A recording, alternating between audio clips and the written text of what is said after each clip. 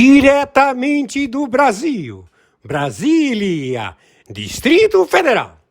Quem vos fala, mestre Dinho, trazendo sempre informações na palma da sua mão, com notícias de utilidade pública, nacional e internacional. O mestre Dinho, eu quero aqui, antes de iniciar esta live, eu quero falar sobre o Pix do juiz Oscar Aníbal Chapan. Pix, Oscar Aníbal Chapan, @gmail.com. Repito, Oscar Aníbal Chapan, @gmail.com. Está na descrição desse vídeo. Muito bom dia. Hoje, 21 de dezembro de 2025. Horário, 6 horas da manhã, 35 minutos. 300 bilhões de euros foram roubados. O maior default do mundo. O mundo está inadimplente, não tem dinheiro. Acabou o dinheiro na Rússia, na China, na Europa, nos BRICS. Estamos à captura dessa falsa identidade. Luiz Inácio Lula da Silva, espia da China, também vários do Mercosul. Eles também fazem parte desta organização e também da comunidade do euro. Mais de 300 bilhões de euros. Tudo falido. Então não tem dinheiro e eles estão querendo justificar com guerras atômicas. Então agora que eles se resolvam lá, os Estados Unidos da América estão bem financeiramente e o Brasil, as suas reservas estão intocadas. Está tudo suspenso na administração do aparelhamento do governo federal do Brasil. Os ministros do governo desta falsa identidade, Luiz Inácio Lula da Silva, o Alckmin, estão todos já com captura. Todos fazem parte de um grande roubo global com o Banco Central Brasileiro. Então já está a intervenção de mandato de 15 anos. Os Estados Unidos coloca a junta militar das Forças Armadas do Brasil, Exército, Marinha e Aeronáutica, com a administração do senhor Bolsonaro, que ganhou as eleições e que vai administrar, por ser um competente gestor, a sobrevivência da América do Sul. Durante 15 anos, a intervenção da República Federativa do Brasil. Todos os partidos comunistas, Centrão, todos estão envolvidos. Mais de 300 bilhões de euros foram roubados. O mundo está inadimplente, não tem dinheiro. Acabou. Não há dinheiro para nada. É o default da Europa. A Europa faliu. E também alguns países do Mercosul. Estamos já tomando providências da intervenção de Brasília. O governo federal do Brasil está totalmente corrompido. Esta instabilidade, ou seja, está totalmente corrompido. Ele está com todo um procedimento, desde os computadores da Dataprev, desde o sistema bancário, tudo corrompido. Então agora o Banco Central vai depor as unidades internacionais. O Banco Central do Brasil será confiscado, como também 56 bancos centrais, porque eles determinaram o extermínio da humanidade com vacinas da morte do Bill Gates.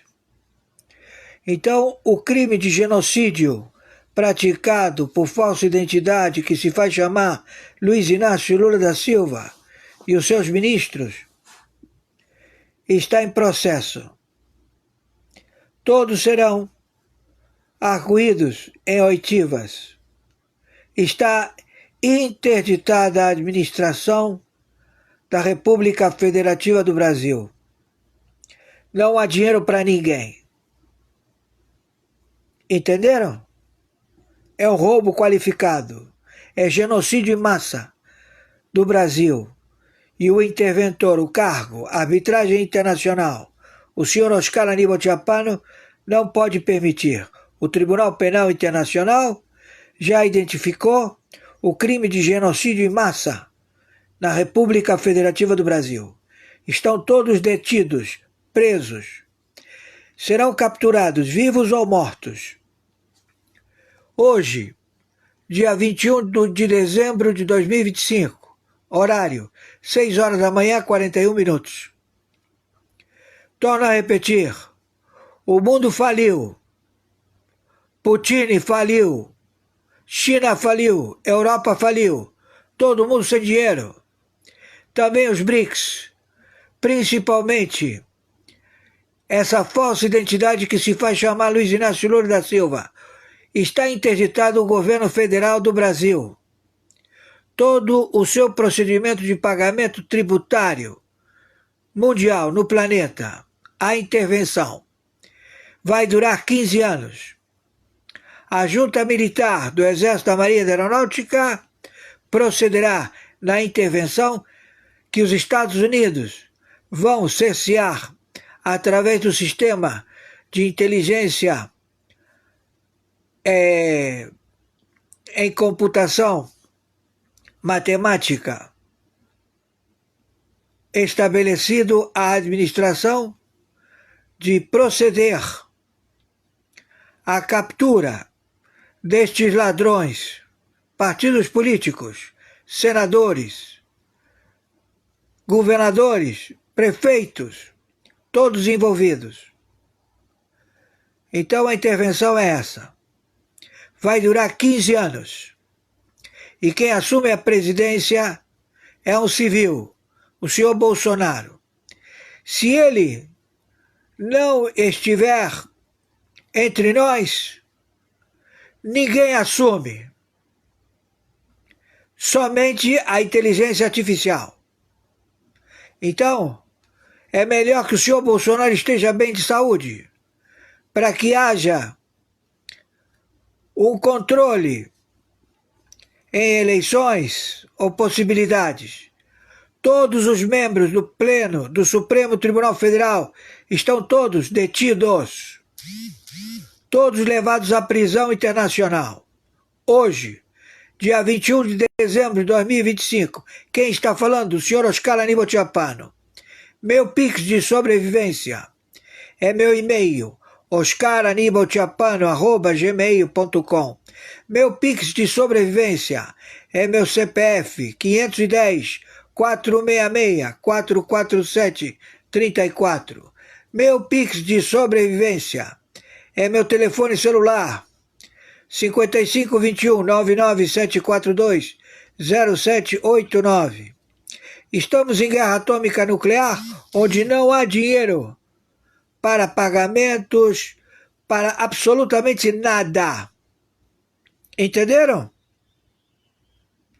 Então os Estados Unidos da América já se posiciona em Brasília. Intervenção. Entenderam? Está a intervenção, o governo federal do Brasil, por genocídio em massa. 60 agências de inteligência. Quem está falando é o interventor no Brasil e também no Tribunal Penal Internacional, o senhor Oscar Aníbal Chiapano, árbitro internacional. Então quero dizer a você, o Brasil parou, você é um torturador e você vai preso. Ouviu? Você que se faz chamar Luiz Inácio Lula da Silva e o teu séquito, teu amigo Macron, teu amigo alemão, tua serventia, todos serão presos, porque já está a captura determinada no planeta, a determinação do Ministério da Guerra de 123 países, com as tropas de Exército, Marinha e Aeronáutica. Nós estamos te dando a prisão imediata, você e o Xi Jinping que fugiu para Brasília. Ele não quer responder à Assembleia do Povo lá da China, a China está em revolução, e ele estabeleceu o governo no estado de Brasília, que não é mais Distrito Federal. E você não vai mais para o Pará. O Pará está totalmente tomado. 9 estados do Pará estão tomados, todos estão sendo cerceados pelo Exército, Marinha e Aeronáutica do Brasil. Todos estão prontos para combater o narcotráfico, porque estamos combatendo o teu Comando Vermelho, Comando da Capital, 88 facções, e também das Farc, do ELN, dos sicários da Chambal, do México. Estamos em guerra com o México, estamos em guerra com a Colômbia, com a Venezuela. Entendeu, seu filho da puta? Então nós estamos em guerra atômica nuclear. Estamos já à tua captura, seu filho da puta. Quem está falando aqui é o senhor Oscar Aníbal Chiapano, árbitro internacional. Estou determinando já várias vezes você e esses filhos da puta que ocupam o pleno do Supremo Tribunal Federal a que abdiquem imediatamente. Alexandre de Moraes, você tem prisão perpétua. Você, tua mulher e Gilmar Mendes, todos vocês aí estão presos imediatamente. A Lei Magnificat também atingiu a TV Globo, a CNN. Estamos já determinando o arresto de todo o capital das emissoras, dos conglomerados financeiros da TV Globo. Quem tiver negócio com a TV Globo também vai ter a Lei Magnificat. Quem tiver negócio com a CNN também vai ter problema com a Lei Magnificat. Está tudo caçado. Estamos entendidos? Quem está falando aqui é o interventor. O interventor, o corregedor da administração de 17 países do narcotráfico. Estamos em determinação de guerra atômica nuclear. Entendeu? Narcoterrorista que se faz chamar Luiz Inácio Lula da Silva. Você e os teus ministros do crime que estão aí, todos presos e podem ser abatidos. Então estamos com a Interpol, a Europol, 60 agências de inteligência, a captura de você, seu filho de uma puta. Estamos com todo o Brasil parou. O Brasil parou, seu filho da puta. O crime de tortura que você impôs. Alexandre de Moraes, torturador, assassino, matou 6 acautelados na tua vara, seu filho da puta. Você está preso, seu filho da puta. Você, tua mulher, teus filhos. Todo mundo. Entenderam? Estou sendo claro? Aqui não tem ninguém brincando.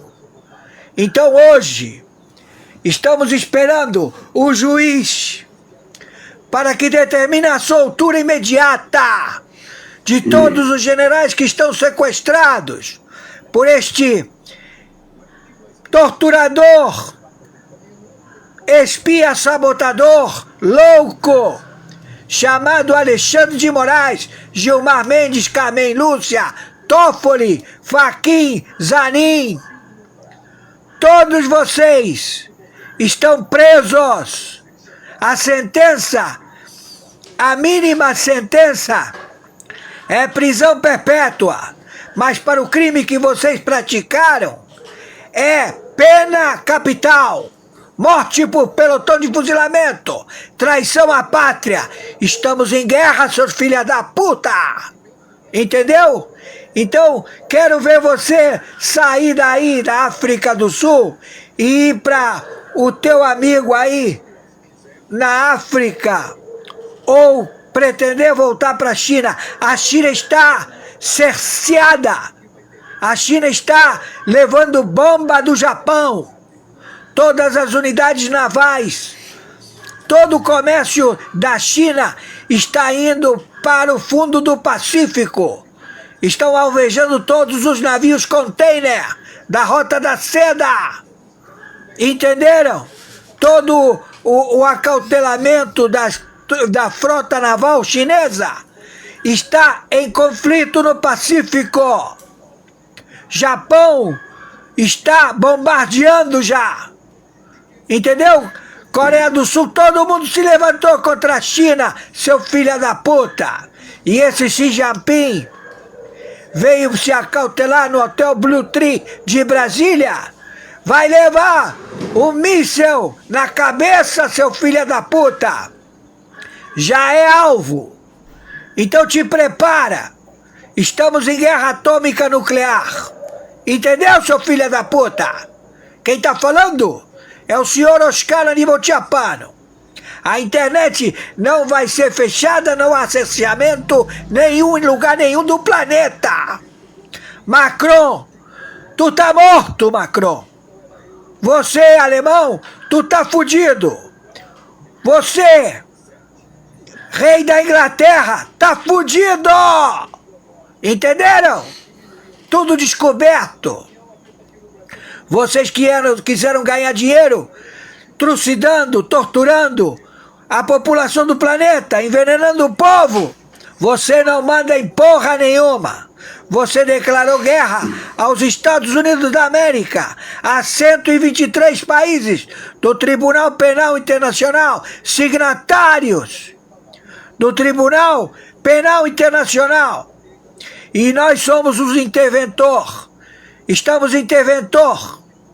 Arbitragem internacional. Justiça paga. Quem está falando? É o senhor corregedor internacional arbitral. Oscar Aníbal Tchapano. E tá tudo parado. Você roubou o agronegócio. Você roubou todos os empresários brasileiros. Você é um câncer a ser extirpado. Tu tá morto, filha da puta! Tá entendendo o que eu tô falando?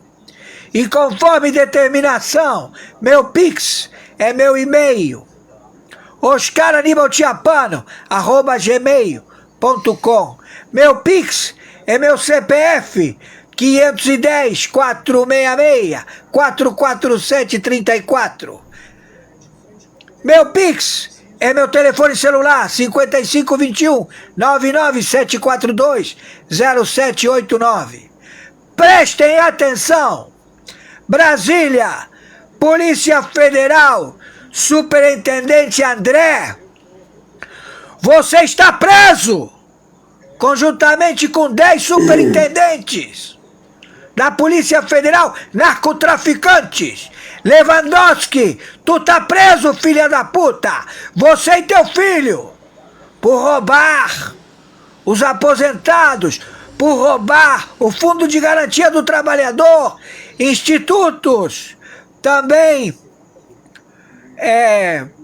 todos os posicionamentos em dinheiro foram todos descobertos. Alcolumbre, tu tá preso, filha da puta. Hugo Mota, tu tá preso. A casa caiu para vocês e para os partidos políticos. Estamos entendidos? E quero ver qual vai ser o filho da puta que vai fazer frente para levar bala. Entendeu? Então o Brasil parou. Acabou. Não funciona mais nada. Entendeu? Vamos tirar vocês daí. O povo tá marchando para Brasília e vamos tirar você daí, seu filho da puta. Solta Bolsonaro. As tarifas voltaram de 50%. Não foi anistiado o agro, o café, o suco de laranja e a puta que te pariu. Vocês todos estão na lei Magnificat. Acabou o mundo pra vocês, seus filhos da puta. Entenderam? Tô sendo claro, né? Muito bem. Estamos aqui atentos. Já em posição de alerta em Brasília. Estamos mandando as tropas. E vamos te pegar, filha da puta. Tu tá morto! Viralize isto o máximo possível. Vamos proceder imediatamente com a liberdade imediata de toda esta merda realizada por esses espias, sabotadores, amotinados, funcionários públicos da puta que os pariu, do Supremo Tribunal Federal, do Hardware e do Harvard e desse mequetrefe chinês, filho de uma puta, Hardware e Harvard, sei lá o que, todo mundo. Vamos botar vocês na prisão! Prisão não sei. Nós não estamos combatendo, nós estamos em guerra. Então é alvo. Matar, porra! Entendeu, seu filho da puta? Estamos em guerra! Declaração de guerra! Entendeu? Então, México, Colômbia, Venezuela, tudo vai voar pelos ares! Ouviram, seus filhos da puta? Não tem mais o que falar. Agora é ação.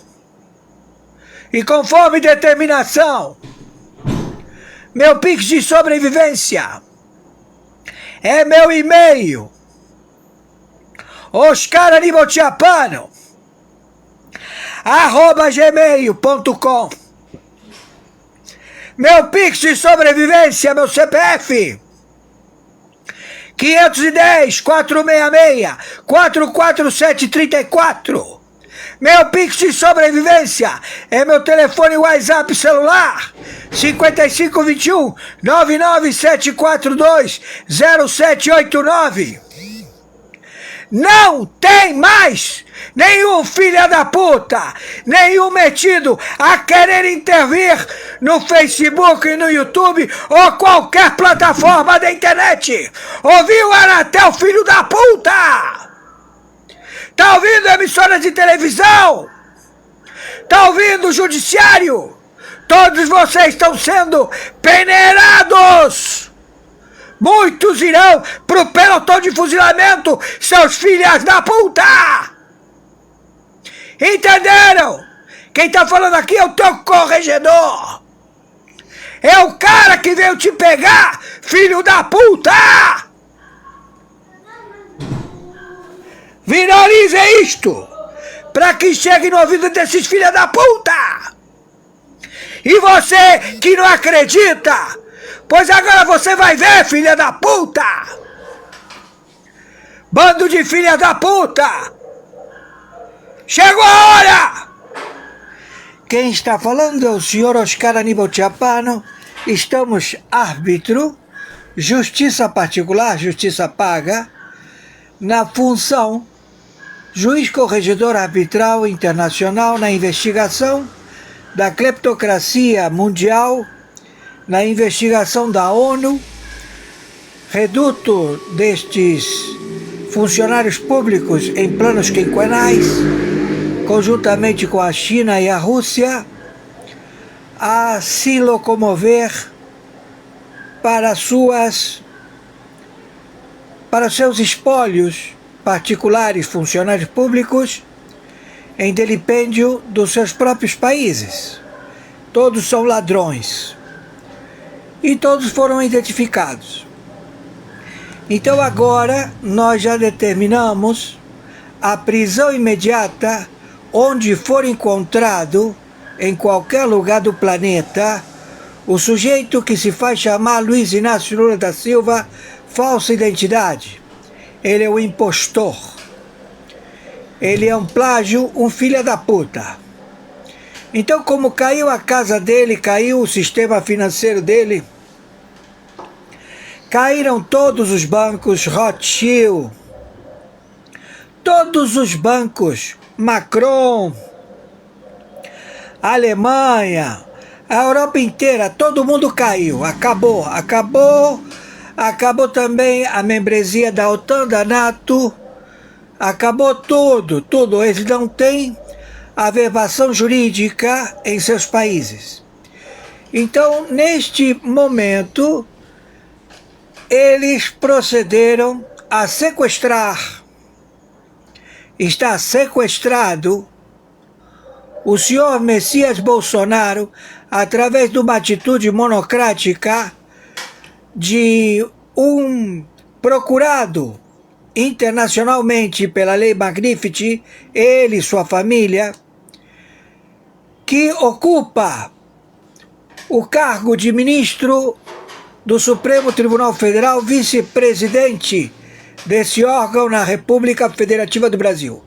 Ele é o líder do cartel Comando da Capital, Comando Vermelho, 88 facções, 10 superintendências da Polícia Federal do tráfico de drogas e de armas, sendo 9 superintendências do Nordeste, onde ele sequestrou esses estados e onde ele vai estabelecer a Pátria Grande, lá no Pará, onde ele transferiram a administração pública de Brasília para o Pará.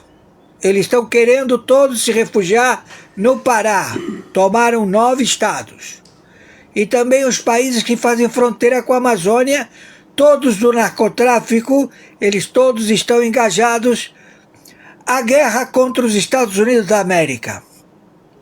Então, Alexandre de Moraes, sua família, o pleno da corte, da primeira turma, do Supremo Tribunal Federal, todos eles estão com a prisão internacional decretada e eles são alvos da CIA.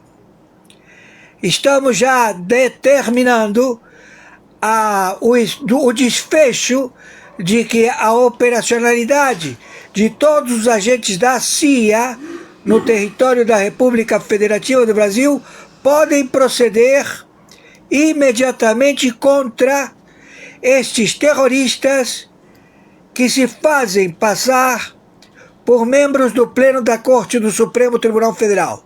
Todos da primeira turma, todos identificados, que roubaram todo o capital da República Federativa do Brasil, roubaram todo o dinheiro dos bancos domésticos, estão todos os bancos fechados, o Banco Itaú faliu, o Banco Bradesco faliu, o Banco do Brasil faliu, o Banco da Caixa Econômica faliu, e todo esse dinheiro foi já trasladado fora do território da República Federativa do Brasil.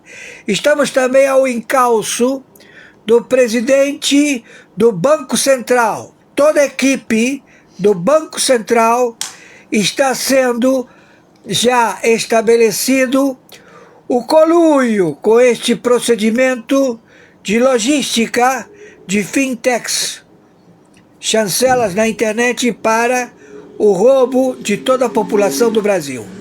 Então nós já identificamos tudo isto e o Alexandre de Moraes, este filho de uma puta, para demonstrar que o Lula, que não é o Lula, Luiz Inácio Lula da Silva, ele se faz chamar Luiz Inácio Lula da Silva, se evadiu para a África do Sul. Mas a África do Sul tem um tratado para que proceda imediatamente a prisão deste que se faz chamar Luiz Inácio Lula da Silva e seja transferido para os Estados Unidos da América.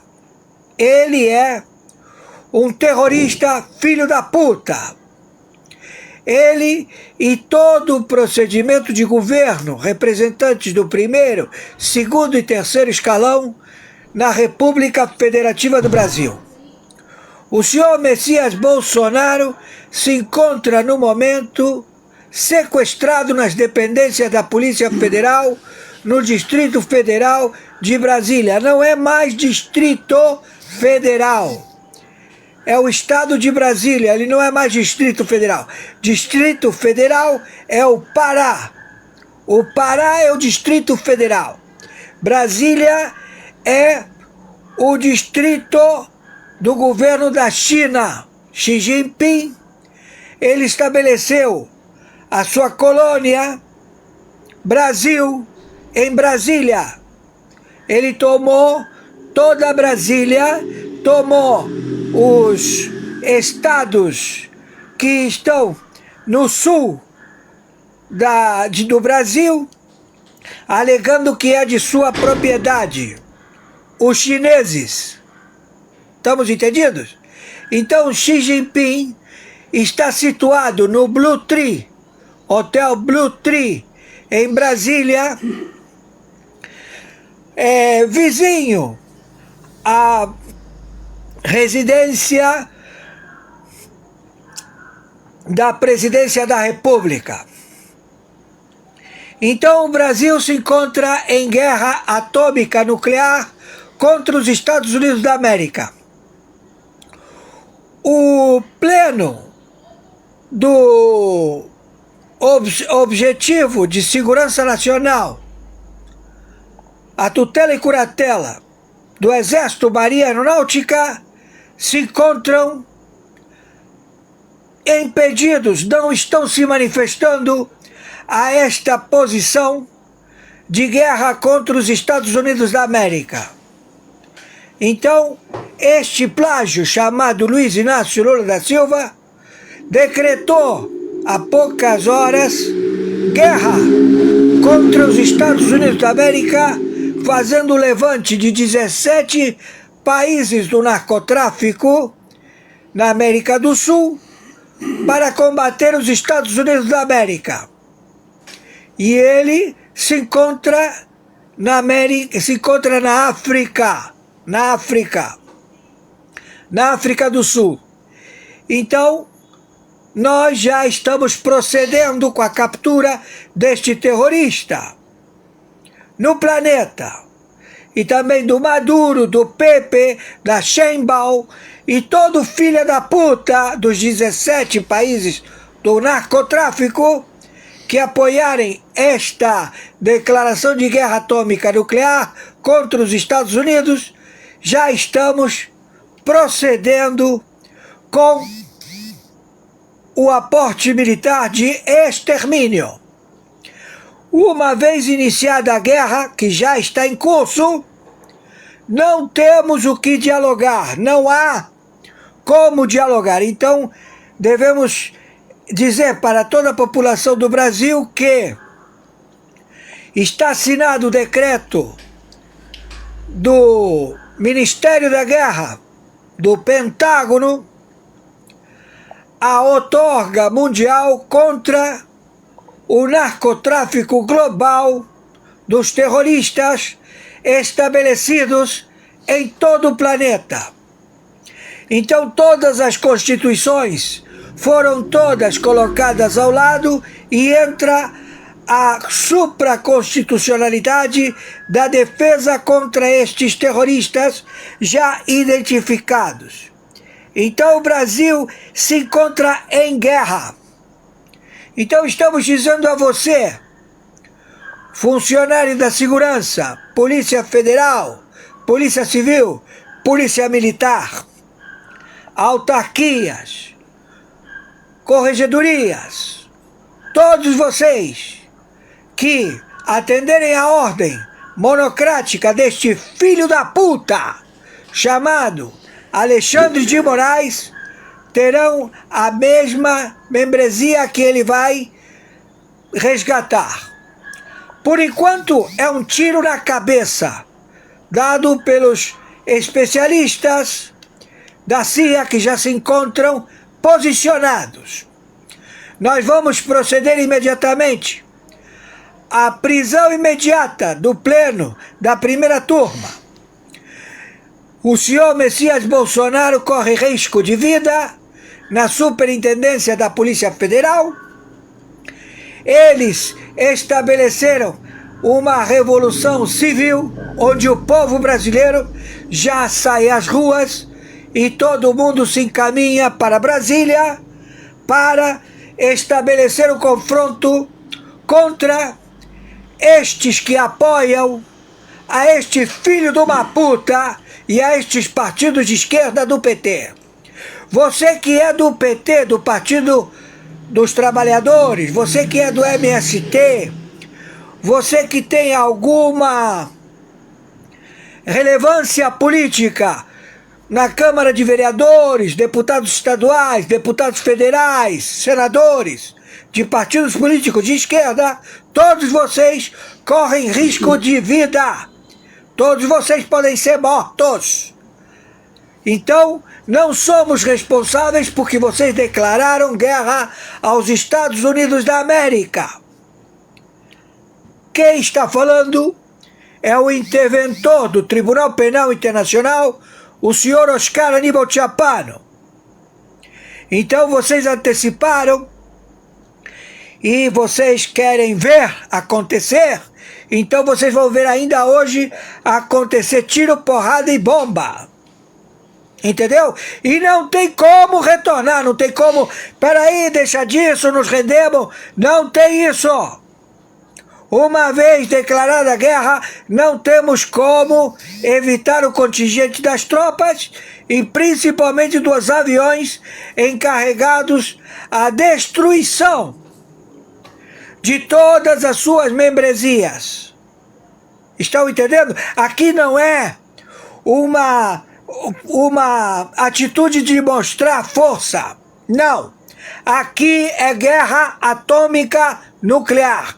Eles estão querendo, você morador das favelas, 2.300.000 favelas, eles estão querendo jogar bombas, ou seja, os do Partido Trabalhista, do Partido dos Trabalhadores, todos os partidos, esse partido desse filho de uma puta, que ele foi descoberto, que ele é o financeiro há muitos anos, que ele sempre está no poder, ele sempre joga para quem estabelecido for a membresia e o pagamento de propina. Entenderam? Que ele já foi mencionado e que nós já o mencionamos, ele já está advertido. Ele é um senador, ocupou a Casa Civil, saiu da Casa Civil porque começou o pleito em não ter legitimidade, então ele ficou fora, mas ele é aquele morde no assopra, não é? Então, este sujeito vai ser abatido também, presidente desse partido. Entenderam? Então, nós já localizamos estes sujeitos, já temos tudo em ordem e procedemos à tomada de força letal militar. Então, você, ministra do Supremo Tribunal Militar, esteja presa, você vai presa, detida. Você, general das Forças Armadas do Exército, está preso, detido. Isso de que você está querendo chegar a uma logística de não haver confronto, você é contra nós. Você é um vendido filha da puta, fardado de general do Exército. Então nós já estamos levantando todos os do Exército, Marinha e Aeronáutica ao combate contra o terrorismo deste filho de uma puta que se faz chamar Luiz Inácio Lula da Silva. Neste momento, agradecemos a Alexandre de Moraes por ele querer demonstrar que ele vai preso ou morto, ele, a mulher dele, os filhos dele vão pra puta que o pariu, vão pro colo do capiroto, seus filhos da puta, e vão todos morrer. Fachin, tá fudido. Zanin, tá fudido. Dino, tu tá morto. Toffoli, tu tá fudido. Vocês não podem sair da rua e nem permanecer nos seus edifícios porque vocês são alvo da CIA. A CIA vai botar uma bala no meio da testa de vocês.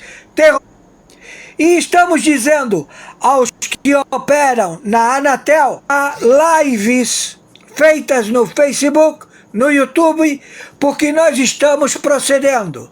Imediatamente, Brasil declarou guerra. Estamos em guerra e sequestraram o presidente da República, o senhor Jair Messias Bolsonaro, eleito. E que a USAID, a administração do Biden, do Obama, do Bush, do Clinton, além de fazer uma fraude mundial, estabeleceram os terroristas. E agora pegamos todos vocês. E vamos permanecer durante 15 anos na luta contra vocês, seus filhos da puta, em loco, aqui na América do Sul. Vamos acabar com todos vocês. Entenderam? Principalmente com você, presidente do partido, que sempre ficou em cima do muro, e que você é o chefe que paga do narcotráfico propina para todo o parlamento. Entendeu, senador filha da puta? Que você é o prêmio, porque você está engajado com a Europa. E já o Macron, o alemão, todo mundo disse teu nome. Tu tá fudido. Conforme determinação, meu e-mail é meu Pix, Oscar Aníbal Chapano. Meu Pix é meu CPF, 510-466-44. Meu Pix, 5521-99742-0789. Torno a repetir, Luiz Inácio Lula da Silva é óbito e esse que tá aí já vai ser preso agora, na África do Sul. Estamos já com a prisão dele, com todos do BRICS. E já estamos com a contenda em Brasília. Brasília é a capital da China. A China transferiu a sua administração da China, porque está em conflito também. Lá vai chover bomba, e muita bomba. E ele transferiu para Brasília, que ele está querendo se estabelecer em Brasília. E o Brasil, a administração mandou para o Pará. Então isso não cola, não vai haver isso. Já estamos procedendo. Entenderam? Estamos em guerra atômica nuclear. E vocês são os alvos. Então você, que administra a Superintendência da Polícia Federal em Brasília, cuidado! Cuidado com o senhor Bolsonaro, se acontecer qualquer coisa, porque não vai passar de hoje.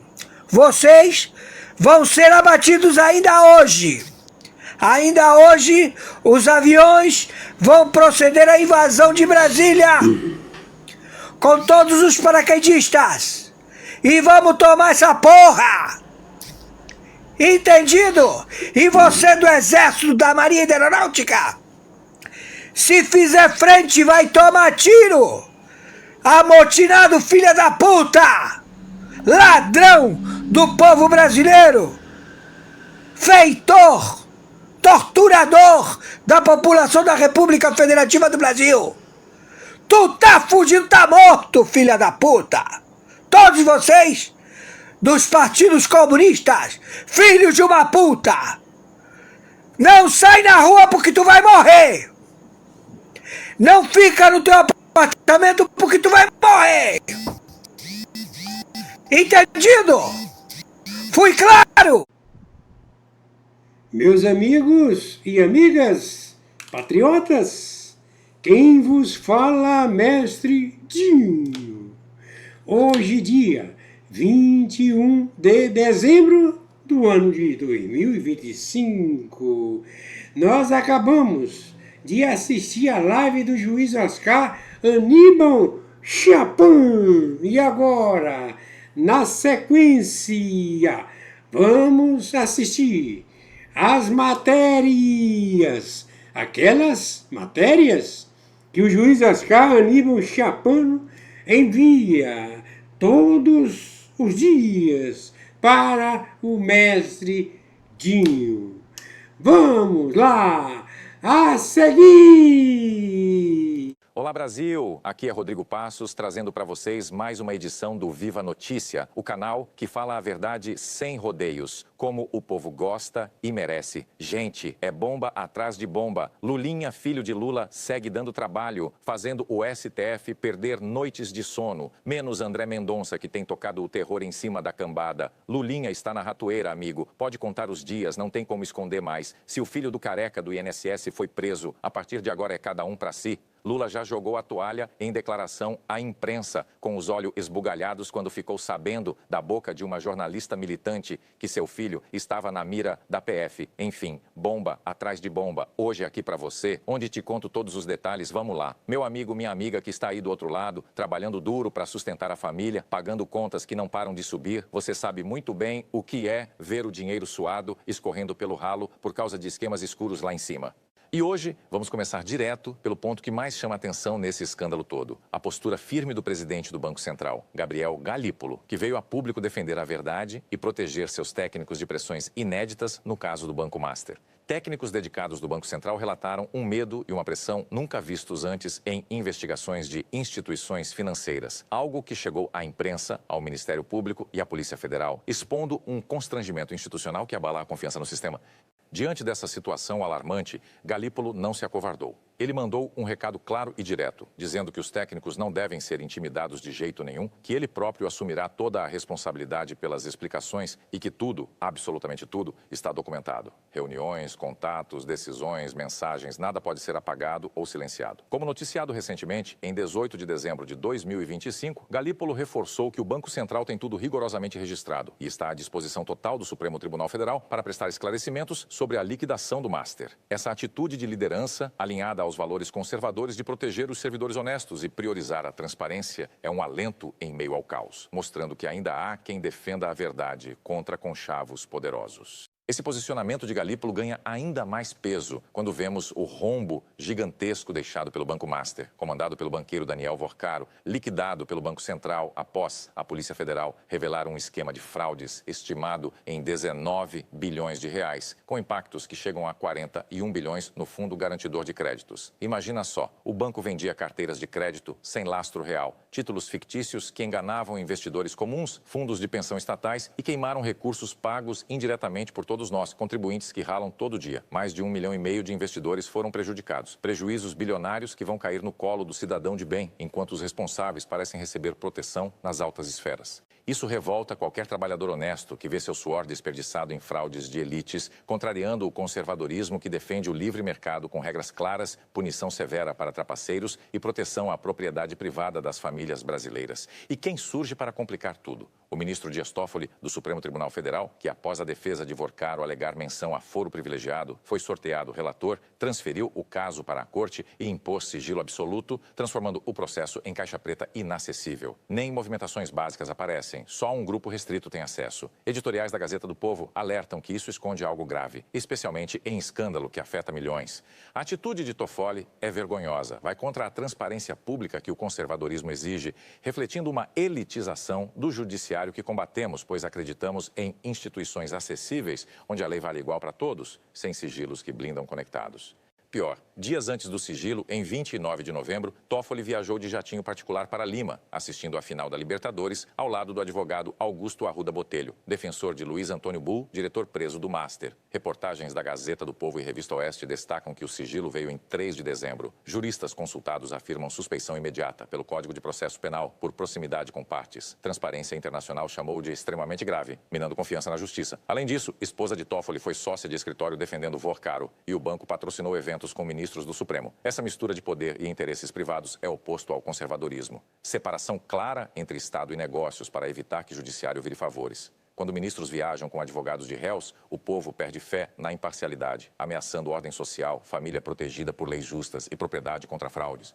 Por que tanto esforço para esconder caso com dinheiro público e prejuízo ao trabalhador? Contraria conservadorismo, transparência nos atos públicos, responsabilidade individual, proteção ao suor comum. Nós valorizamos família, trabalho honesto, ordem moral, não aceitamos manipulação financeira por elites enquanto o povo paga. Verdadeiro conservadorismo luta por igualdade perante lei, sem privilégios para jatinhos e advogados caros. Quando justiça opera sombras, como Gazeta do Povo alertou, vira buraco negro, sofrendo nação produtiva que acorda cedo sem foro.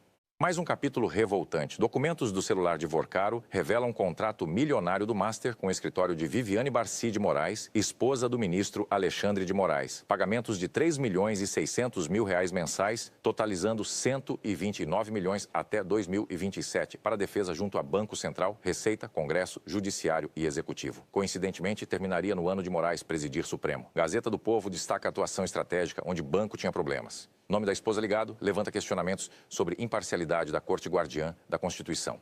Ligação familiar com contratos suspeitos é inaceitável, reforçando necessidade de ética pública conservadora, onde familiares de autoridades não se beneficiam. Povo que luta por moral familiar vê erosão de valores societais, exigindo investigações para restaurar confiança. Galípolo, ao documentar tudo e se colocar à disposição do Supremo, mesmo após retomada autorizada por Toffoli em 15 de dezembro, com oitivas e quebras de sigilo possíveis, mostra que Banco Central não se curva a pressões. Isso alinha com conservadorismo. Blindar instituições contra influências externas, priorizando transparência para cidadão não pagar erros alheios.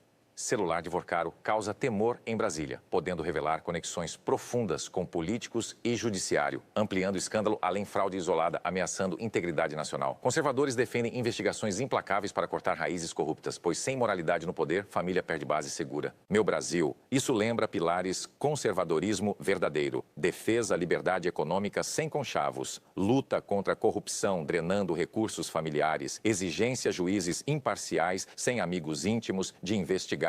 Quando o judiciário mistura interesses privados, perde confiança em instituições, país refém de poucos. Cidadão comum, pagando impostos altos, merece respostas claras, não sigilos, protegendo poderosos. Conservadores de raiz defendem ordem, moralidade pública, direito à verdade. Sem isso, não há nação forte nem futuro filhos. Caso Master testa instituições, reformem para servir povo com transparência e responsabilidade ou perdem legitimidade. Galípolo, protegendo técnicos e documentando tudo, aponta caminho, mas Supremo deve seguir, levantando sigilo para a luz entrar e justiça sem favores. Fiquem atentos, Brasil. Viva a Notícia continua vigilante. Povo não esquece. Justiça verdadeira prevalece um dia. Boa noite, Deus abençoe pátria.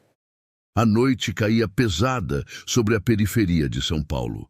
O silêncio era quebrado apenas pelo latido distante de cães e pelo ronco abafado de motores que se aproximavam.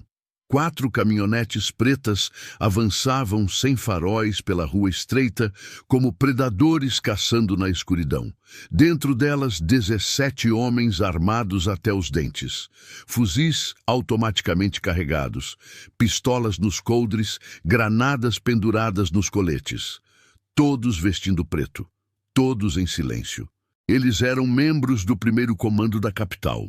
E aquela noite não era uma noite comum. Era a noite da vingança, o alvo. Uma casa de 2 andares no final da rua, paredes pintadas de branco já desbotado, grades nas janelas, um portão de ferro enferrujado. Aos olhos de qualquer um, apenas mais uma residência humilde numa favela paulistana. Mas, para o primeiro comando da capital, aquela casa representava traição, representava desonra, representava sangue que precisava ser derramado. Dentro daquela casa, segundo as informações que haviam recebido, estava Rodrigo, conhecido nas ruas como Fantasma, um ex-integrante da facção que havia roubado 250 quilos de cocaína de um ponto de distribuição no Jabaquara. 250 quilos, que valiam mais de 3 milhões de reais. Rodrigo havia desaparecido há 2 semanas, mas naquela noite, um delator havia entregado sua localização. O líder da operação era Marcão, um homem de 1,90 m de altura, braços cobertos de tatuagens, cicatriz profunda, atravessando o rosto do olho esquerdo até o queixo. Marcão não tinha piedade. Ele havia executado pessoalmente mais de 30 pessoas ao longo de sua carreira no crime, e aquela seria apenas mais uma. As caminhonetes pararam a 50 metros da casa. Os homens desceram em silêncio militar, verificando suas armas, ajustando os coletes. Marcão olhou para o grupo e fez um sinal com a mão. Todos avançaram, movendo-se nas sombras como fantasmas mortais. O que eles não sabiam, o que ninguém poderia imaginar, era que aquela casa não era o que parecia. Aquela casa era uma armadilha. E dentro dela, nos telhados adjacentes, nas janelas estrategicamente posicionadas, escondidos como serpentes esperando o momento certo para o bote, estavam 25 atiradores de elite da Polícia Militar de São Paulo. A Operação Águia Noturna estava prestes a começar, e ninguém sairia dali da mesma forma que entrou. Mas como a polícia sabia? Como 25 dos melhores atiradores do estado estavam ali, naquele momento exato. E o que realmente aconteceria quando o primeiro comando da capital cruzasse aquele portão? Antes de continuar, se você está gostando dessa história de ação real, não esqueça de se inscrever no canal Sombras e Salvação e ativar o sininho para não perder nenhum episódio. Agora vamos descobrir como essa operação foi planejada. Para entender essa noite, precisamos voltar 3 semanas no tempo. Tudo começou com um telefonema anônimo para a Divisão de Operações Especiais da Polícia Militar. A ligação foi atendida pelo capitão Bruno Henrique Almeida, um veterano de 15 anos de carreira, especialista em operações de alto risco. A voz do outro lado era trêmula, nervosa, mas determinada. Capitão, eu tenho informações sobre o primeiro comando da capital. Informações que podem desmantelar uma célula inteira. Bruno Henrique ativou imediatamente o protocolo de gravação.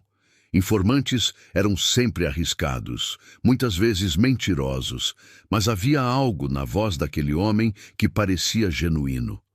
Estou ouvindo, respondeu o capitão, mantendo o tom neutro. Meu nome é Diego.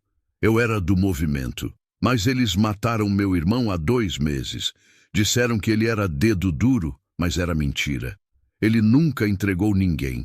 Mataram ele por causa de uma dívida de 3 mil reais com um traficante local. Desde então, eu jurei que ia derrubar essa organização. Bruno Henrique fez anotações rápidas. Continue. Tem um cara chamado Rodrigo, o Fantasma. Ele roubou uma carga grande da facção. 250 quilos de pó.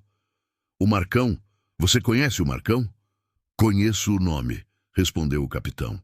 Marcão estava na lista dos 15 criminosos mais procurados de São Paulo. Homicídio qualificado, tráfico internacional, extorsão, sequestro. Um currículo extenso de violência. O Marcão está caçando o Rodrigo. E eu sei onde o Rodrigo está escondido. Mais importante, eu sei quando o Marcão vai atacar. O coração de Bruno Henrique acelerou. Essa era a oportunidade que ele esperava há anos. Uma chance de capturar não apenas um, mas possivelmente dezenas de membros ativos da maior organização criminosa do Brasil. Onde e quando? Diego forneceu o endereço e a data. Daqui a 3 semanas, numa terça-feira, às 22 horas. A inteligência seria confirmada nos dias seguintes através de escutas telefônicas e vigilância. Por que você está me contando isso? Perguntou Bruno Henrique, sempre desconfiado. Houve uma pausa longa. Quando Diego finalmente respondeu, sua voz estava carregada de dor e raiva, porque eu quero ver todos eles na cadeia, quero que paguem pelo sangue inocente que derramaram, pelo meu irmão, pelas mães que choram seus filhos. Eu quero justiça, capitão. A ligação foi encerrada, e a partir daquele momento, a Operação Águia Noturna começou a ser planejada nos mínimos detalhes. Nas semanas seguintes, Bruno Henrique reuniu uma equipe de elite. 25 atiradores, todos com experiência em operações de alto risco. Homens e mulheres que haviam passado pelos treinamentos mais rigorosos das forças especiais. Cada um deles havia sido escolhido por sua precisão, frieza sob pressão e capacidade de tomar decisões em frações de segundo. Entre eles estava a sargento Juliana Martins, uma das poucas mulheres atiradoras de elite no país. Com 28 anos e 6 anos de carreira, Juliana tinha um recorde impressionante. 147 operações bem-sucedidas, 0 baixas civis. Ela era conhecida por sua paciência sobre-humana e sua pontaria cirúrgica. Poderia acertar uma moeda a 800 metros de distância. Havia também o cabo Renato Silva, um ex-atirador do Batalhão de Operações Especiais, famoso por ter neutralizado sozinho 4 sequestradores durante um resgate de reféns 2 anos antes. Renato era calmo, metódico, quase robótico em sua eficiência. E havia o experiente tenente-coronel Mário Augusto, com 32 anos de polícia, veterano de centenas de operações. Mário seria o coordenador tático no terreno, o cérebro por trás de cada movimento. Durante 3 semanas, a equipe estudou o local. Utilizaram drones para mapear cada ângulo, cada telhado, cada possível rota de fuga. Analisaram padrões de movimento na área, horários de maior movimento civil, rotas de acesso e escape para as caminhonetes. A casa escolhida foi preparada. Rodrigo, o fantasma, nem sequer existia. Era uma criação da inteligência policial. Mas para tornar a isca crível, plantaram sinais. Um homem parecido foi visto entrando e saindo da casa em horários estratégicos, sempre de boné e óculos escuros. Conversas telefônicas foram interceptadas e informações falsas foram vazadas através de canais que sabiam estar sob escuta da facção. Era um jogo de xadrez mortal e cada peça estava sendo movida com precisão cirúrgica. Na noite anterior à operação, Bruno Henrique reuniu toda a equipe num galpão abandonado fora da cidade. Havia tensão no ar, mas também determinação. Amanhã à noite, começou o capitão, sua voz ecoando no espaço vazio, nós enfrentaremos 17 criminosos altamente armados e extremamente perigosos. Eles virão para matar. Não terão hesitação. Não terão piedade. E nós precisamos estar prontos para responder com força proporcional, mas também com inteligência e precisão. Ele pausou, olhando nos olhos de cada um de seus soldados. Nosso objetivo é capturar o maior número possível vivo.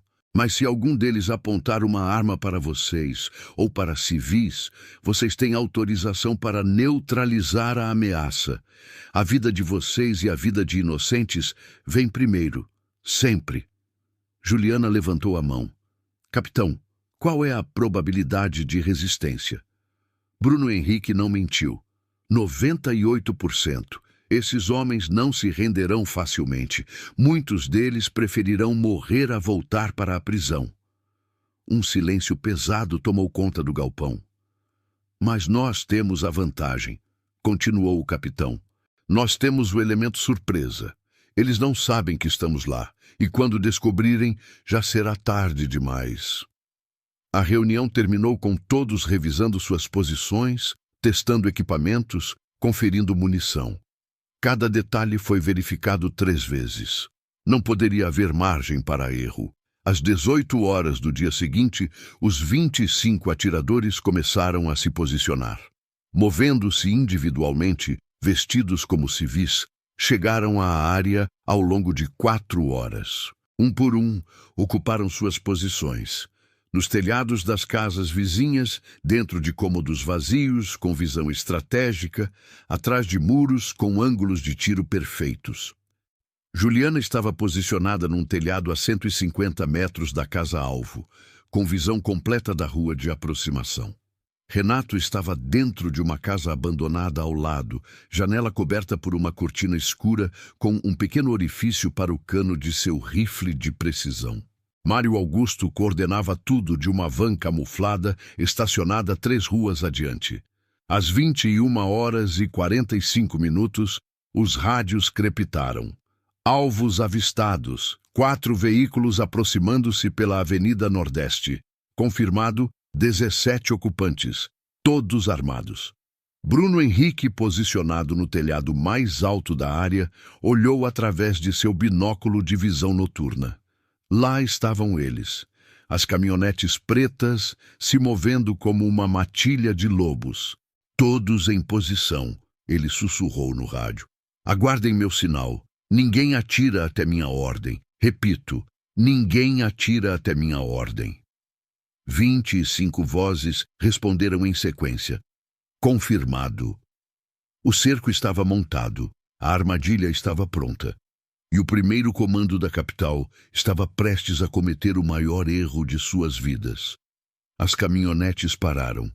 Marcão desceu primeiro, fuzil automaticamente em mãos, olhos escaneando a rua. Algo nele, algum instinto primitivo forjado por anos de violência, diz que havia algo errado. A rua estava quieta demais. Nenhum movimento nas janelas, nenhum som de televisões ou conversas. Fica esperto, ele murmurou para seus homens. Alguma coisa não está certa. Mas a ganância e a raiva falaram mais alto que a cautela. Eles haviam vindo buscar Rodrigo. E não sairiam dali sem ele. Os 17 homens se dividiram em 3 grupos. 5 iriam pela frente, arrombando o portão principal. 6 se posicionariam nos fundos, bloqueando qualquer tentativa de fuga. E 6, incluindo Marcão, entrariam pela lateral, escalando o muro baixo. No telhado, Juliana observava cada movimento através da mira de seu rifle. Seu dedo descansava levemente no gatilho, o coração batendo num ritmo constante e controlado. Ela havia feito isso dezenas de vezes. Mas cada operação era diferente, cada operação tinha seu próprio peso. Capitão, ela sussurrou no rádio. Primeiro grupo se aproximando do portão principal. 5 hostis. Armamento pesado confirmado. Mantenham posição, respondeu Bruno Henrique. Deixem eles entrarem. Queremos todos dentro da zona de captura.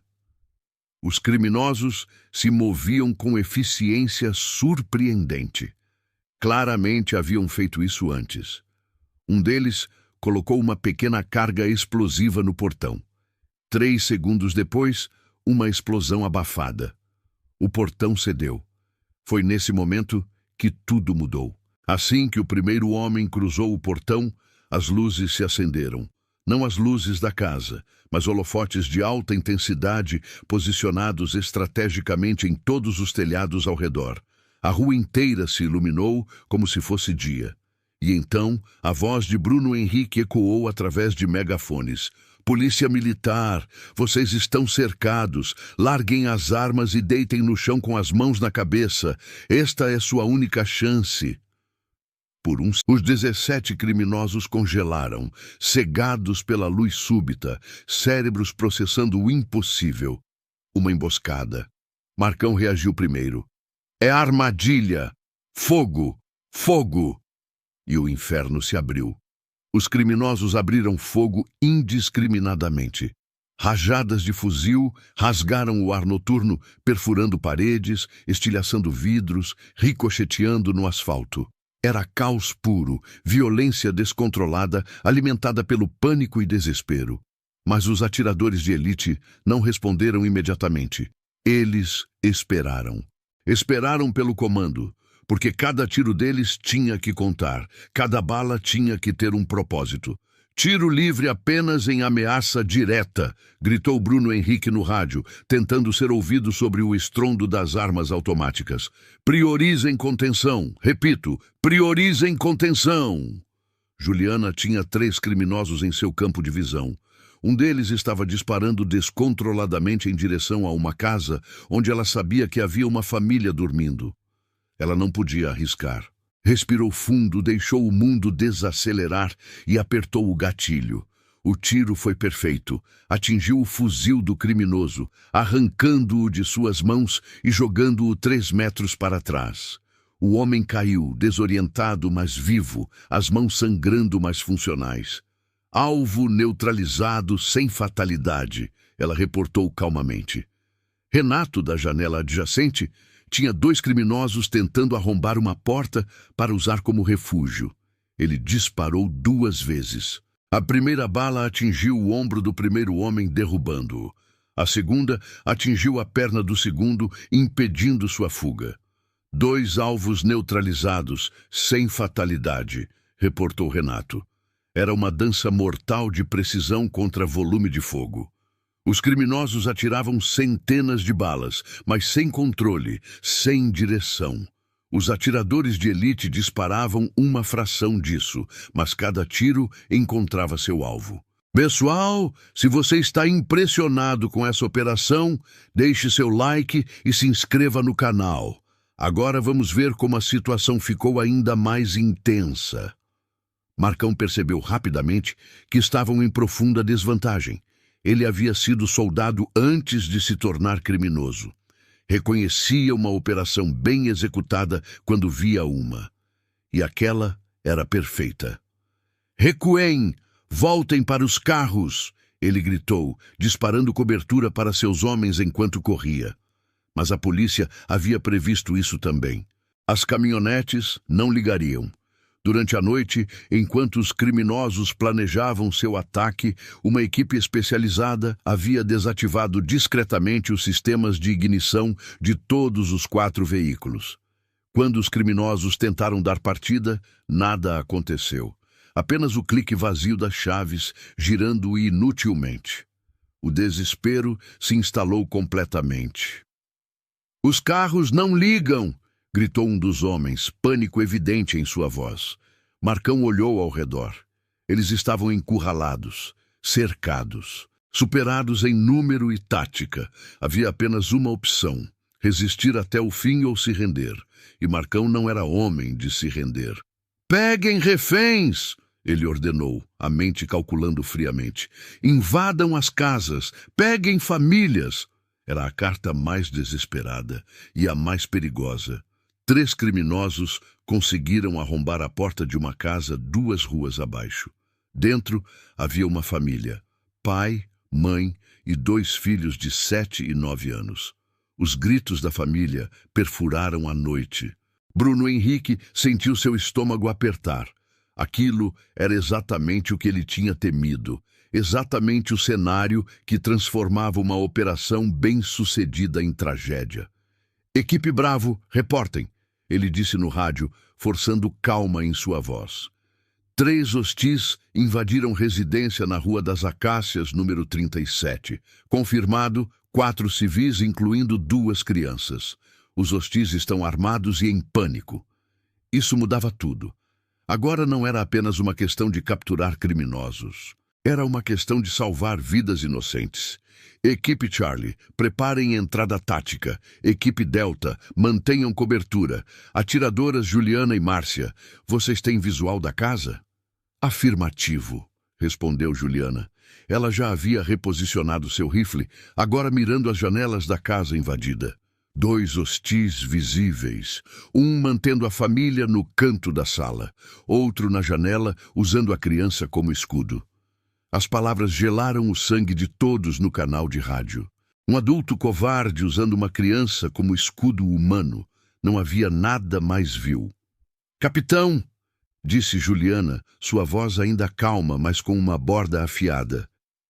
"Eu tenho o tiro, 45 graus, janela sudeste.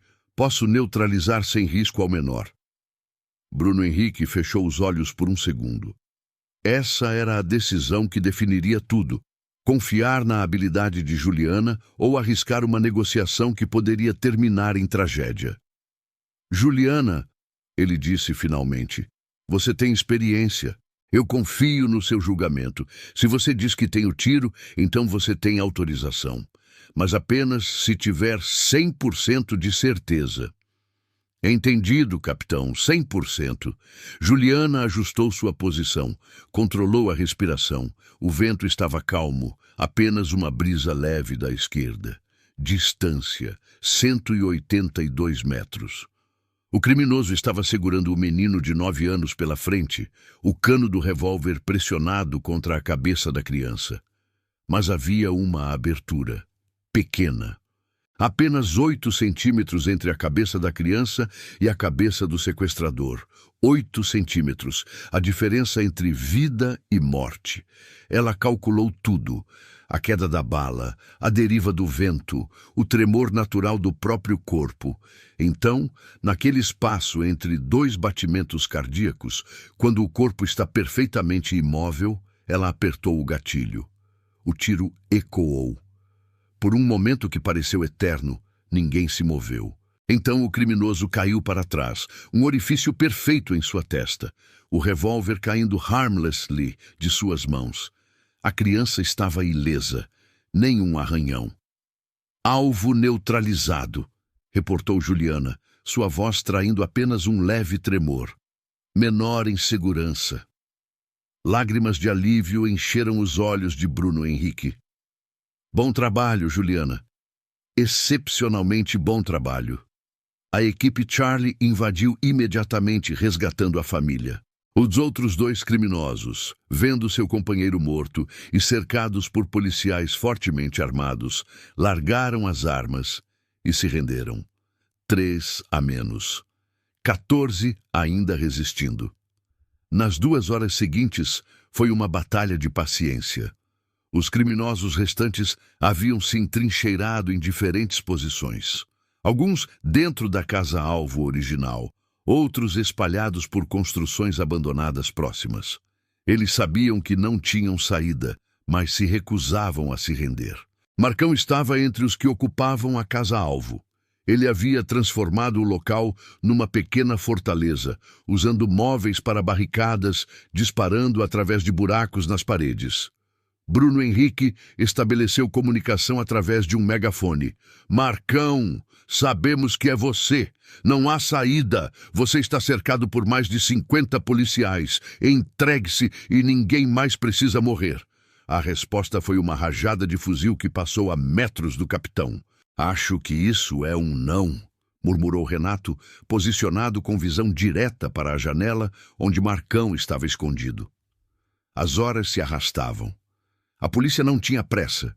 Tempo estava do lado deles. Eventualmente, os criminosos ficariam sem munição. Eventualmente, a exaustão e o medo venceriam.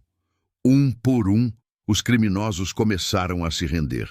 Primeiro os mais jovens, alguns com apenas 19 anos, chorando enquanto saíam com as mãos levantadas. Depois os veteranos que haviam calculado as probabilidades e decidido que a prisão era melhor que a morte.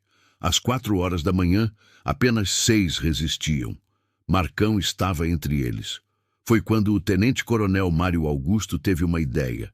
Ele pegou um megafone e fez uma oferta. Marcão, eu sei sobre seu filho. Samuel, 8 anos, certo? Ele está em segurança numa casa de parentes em Campinas. Mas como você acha que ele vai crescer sabendo que o pai morreu numa troca de tiro suicida com a polícia? Você quer que ele te lembre como um herói ou como um covarde que preferiu morrer a enfrentar as consequências de suas escolhas? Houve um longo silêncio. Então, surpreendentemente, uma voz gritou de dentro da casa. Eu quero falar com meu filho. Mário Augusto não esperava por isso. Não podemos fazer isso agora, Marcão. Mas se você se render pacificamente, eu garanto que você terá uma ligação com ele amanhã pela manhã. Palavra de oficial. Outro silêncio longo. Dentro da casa, Marcão olhou para os 5 homens com ele. Todos estavam feridos, exaustos, derrotados. Um deles, Apenas um garoto de 20 anos estava chorando silenciosamente no canto. Marcão havia matado muitos homens. Havia cometido crimes horríveis. Mas olhando para aqueles rostos derrotados, para aqueles jovens cujas vidas ele havia arruinado ao recrutá-los para o crime, algo nele quebrou. "Tá bem!" ele gritou finalmente. "Nós vamos sair, mas sem truques, sem tiros pelas costas." "Nenhum tiro!" prometeu Mário Augusto. "Soltem as armas, saiam com as mãos na cabeça e ninguém será ferido. Você tem minha palavra." Lentamente, a porta da casa se abriu. Uma arma foi jogada para fora, depois outra e outra. 6 armas ao todo. Então, um por um, os homens saíram. Mãos na cabeça, rostos marcados por sangue e sujeira, olhos vazios de esperança. Marcão foi o último. O homem que havia inspirado tanto terror por tantos anos agora parecia pequeno, quebrado. Quando ele se ajoelhou no chão, as mãos sendo algemadas atrás das costas, lágrimas silenciosas escorriam por seu rosto marcado por cicatrizes. "Meu filho," ele sussurrou para Mário Augusto. "Por favor, deixa eu falar com meu filho." "Amanhã," prometeu o tenente-coronel. Palavra de honra. Quando o sol nasceu sobre São Paulo naquela manhã, a operação estava completa. 17 criminosos capturados. Apenas uma fatalidade. O criminoso que havia usado uma criança como escudo. Nenhum policial ferido. Nenhum civil ferido. Era um sucesso extraordinário.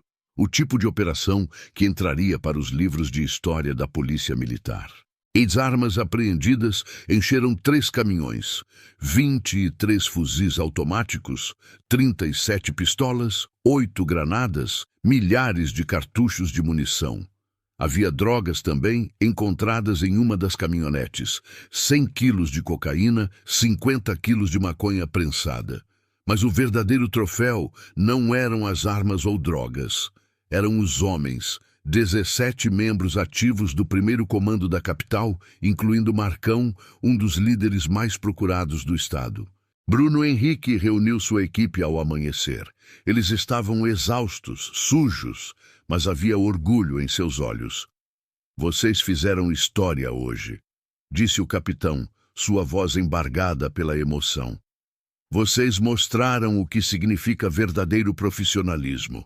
Precisão sobre força bruta, inteligência sobre violência e, mais importante, vocês salvaram vidas. Não apenas capturaram criminosos, mas protegeram famílias inocentes." Juliana estava quieta, olhando para o rifle em suas mãos. Ela havia tirado uma vida naquela noite. Mesmo que fosse a vida de um criminoso, mesmo que fosse para salvar uma criança, ainda pesava. Sempre pesaria. Renato colocou a mão em seu ombro. "Você salvou aquele menino. Nunca esqueça isso." Ela assentiu, limpando discretamente uma lágrima. "Eu sei, mas também nunca vou esquecer o tiro." "Nem deveria", disse Bruno Henrique aproximando-se. "Esse peso que você sente é o que te mantém humana, o que te mantém diferente deles. Nunca perca isso." 3 meses depois da Operação Águia Noturna, algo extraordinário aconteceu. Marcão pediu para falar com Bruno Henrique na prisão. O capitão quase recusou. Qual seria o propósito? Mas a curiosidade venceu. Ele queria entender a mente daquele homem que havia causado tanto sofrimento. A sala de visitas era fria, paredes cinzentas, uma mesa de metal entre eles. Marcão estava diferente, mais magro, os olhos menos duros. Ele havia raspado a cabeça e as tatuagens em seus braços estavam parcialmente cobertas por uma camisa de manga longa fornecida pela prisão. "Por que você queria me ver?" perguntou Bruno Henrique. Marcão olhou para suas mãos algemadas por um longo momento antes de responder. "Eu queria te agradecer." O capitão franziu a testa. "Agradecer? Por não me matar, por me dar a chance de ver meu filho, por me lembrar que eu sou mais que os crimes que cometi." Bruno Henrique não esperava por isso. Você ainda vai passar décadas na prisão, Marcão. Talvez o resto de sua vida. Eu sei, e eu mereço. Mas pelo menos eu vou passar esse tempo vivo. E meu filho vai poder me visitar. Vai poder me conhecer. Não como o monstro que eu era, mas como o homem que eu estou tentando me tornar.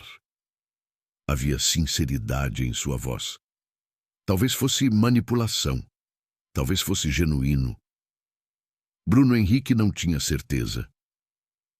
Eu comecei um programa educacional aqui, continuou Marcão, ensinando os presos mais jovens a ler e escrever.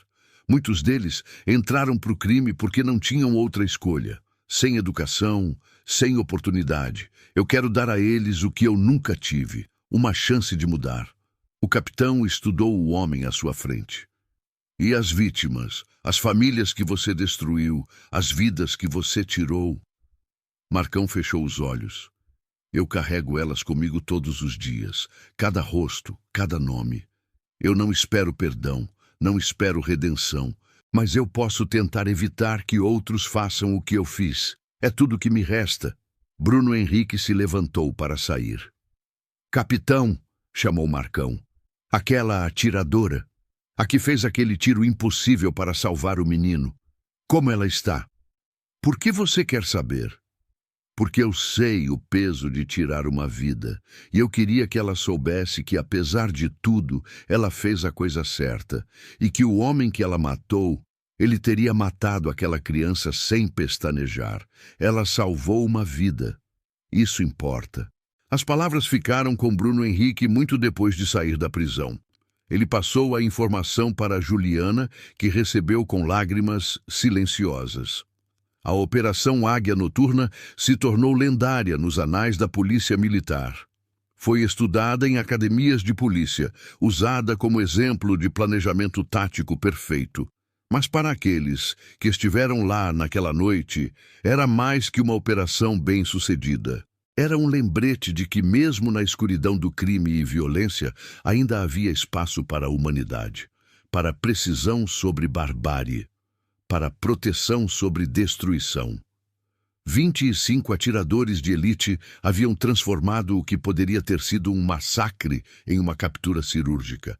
E no processo, provaram que a verdadeira força não vem da violência, mas da disciplina, do treinamento e da determinação inabalável de proteger os inocentes. Se essa história te impactou tanto quanto nos impactou ao contar, não deixe de se inscrever no canal Sombras e Salvação. Temos dezenas de histórias reais de operações policiais, resgates impossíveis e heróis anônimos que arriscam suas vidas para manter nossas ruas seguras. Ative o sininho e venha fazer parte dessa comunidade. A noite em que o primeiro comando da capital invadiu uma casa e descobriu que havia 25 atiradores de elite esperando se tornou mais que uma história de confronto. Tornou-se um símbolo de esperança.